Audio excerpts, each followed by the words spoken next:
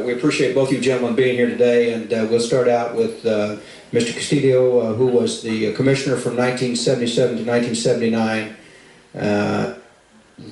Sir. Thank you. Chairman Condit, in view of the testimony of some of the prior witnesses, I'm going to rearrange my statements, try to make it brief, but nevertheless cover the major points. I think the major problem we have here is that we have an agency that's torn in several directions. I think until we define the mission, we can't define how to structure it. I think the mission should be more clearly defined, and specifically, we've heard a lot today about service versus enforcement. It's a recurring theme.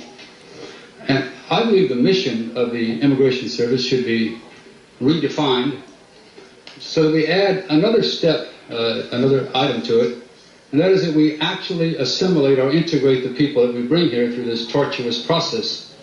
The way it is now, we're bringing them here through these many obstacles and all these problems we've just heard about.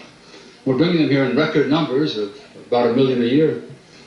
And it appears that's going to continue for at least a decade because we have that many people waiting.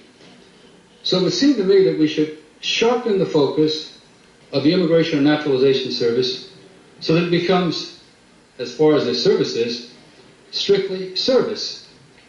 And that the Border Patrol should be moved within the Department of Justice. I don't believe in this massive reorganization because I think that would take 4 years. A lot of political capital would be spent, a lot of money, and we would never finish. So it would seem to me that if we could sharpen the focus and concentrate a professional core of persons on the issue of service, and that deals with all the issues of asylum, adjustments, and so on, I think we'd do much better. I also believe that the number of persons that we have processed, because all we're doing now is processing people,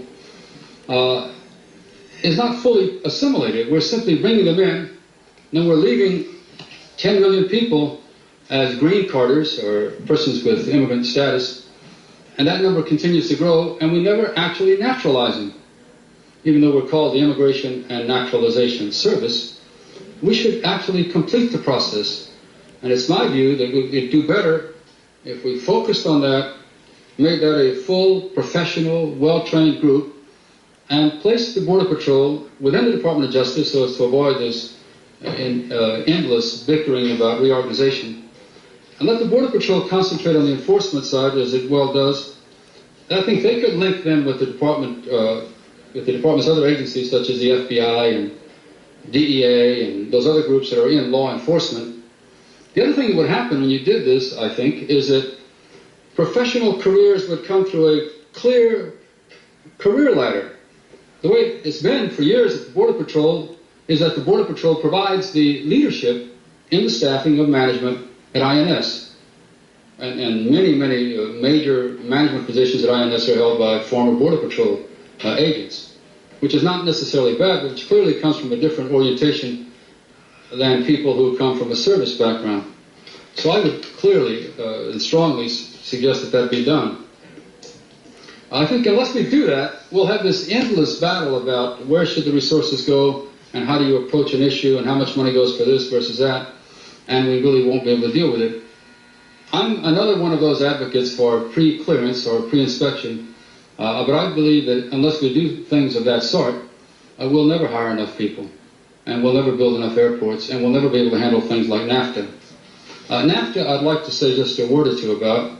I think that NAFTA, unless it's rethought, will cause enormous pressure on already stressed inspection points at the border. NAFTA is going to move more people to the border, and there's a boom along the border, the U.S.-Mexican border. So I would suggest that we try, as has been tried in the past on a very small scale, the development of free trade zones and simply move the inspectors from the border a little further back inside El Paso or whatever the border place may be, and then you don't have to inspect 1 million people. They simply come, as they do every day, to shop or do whatever they're going to do in the United States, and go back home every night. But we inspect them anyway, even though they do this every day for all their lives. It would seem to me to make sense to just move that inspection point back at certain places and allow them to shop as they do anyway, and then save yourself a few million inspections and a few thousand inspectors and lots of money. I think that's probably the only way that I see that we can handle that traffic. The other business is that the INS position on these service versus enforcement issues is not clear. It's constantly confused by people talking about apprehensions versus number of asylees and detainees and so on. I think we could make it clear, and we would give a clear focus to where INS should be in terms of human rights and human development. I believe that unless this is done, this debate and this concern will continue, because we're asking the INS to be both pitcher and catcher at the same time, and it simply can't work. You can't move that fast to catch the ball. So that's my basic recommendation. From that would flow all of these management questions and some answer to them, because when you talk about structuring regional staff, and yet regional staff is going to handle both Border Patrol and amnesty programs, you're putting them in a very difficult position, in an almost impossible position.